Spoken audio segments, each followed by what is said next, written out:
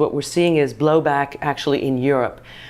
We note that many of these jihadis who have gone to Syria came from Europe and now are returning and posing a very dire threat to the continent, to France in particular. How is Paris dealing with this threat?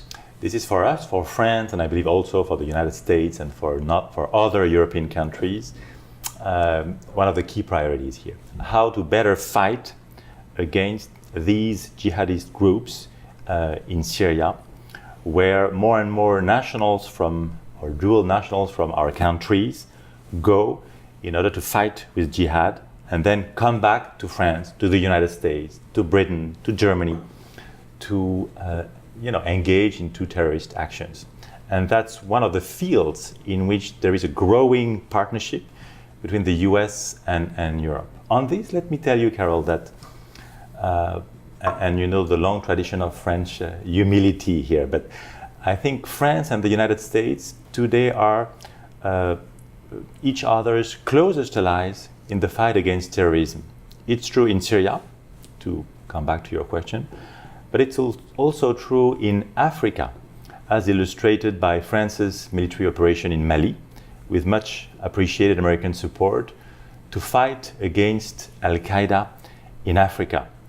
And this fight is from time to time underestimated in America and in other countries. What is important to consider is that we had to fight in Mali, and not only in Mali but in neighboring countries, against one of the best trained, best equipped, best funded branches, al-Qaeda branches in the world, based on years, if not decades, of drug trafficking, human trafficking, weapons and cigarette smuggling. So the fight against al-Qaeda is really happening worldwide, and again, in this fight, France and the United States are, in my views, each other's closest allies. And it's also true in Syria, to come back to your question, where it's, again, one of the top priorities that we together have. Isn't it ironic, though, that a lot of these jihadis, some of whom, as you say, have dual passports, they're leaving from Europe to go to fight in Syria, to fight Assad, that Assad is really the root of the problem. Oh, completely. So one could say, well, but some say, well, maybe just deal with Assad, he's the lesser of two evils. But as long as he's there, we know that Sunni radicals, extremists, al-Qaeda linked extremists will continue to fight against his presence. So would you agree that it's still important to work toward a transition? Oh, I completely agree. That's why I mentioned in my priority that the political transition is the priority that we should promote and constantly have in mind. I think your point is very good. I completely share it. I would add something.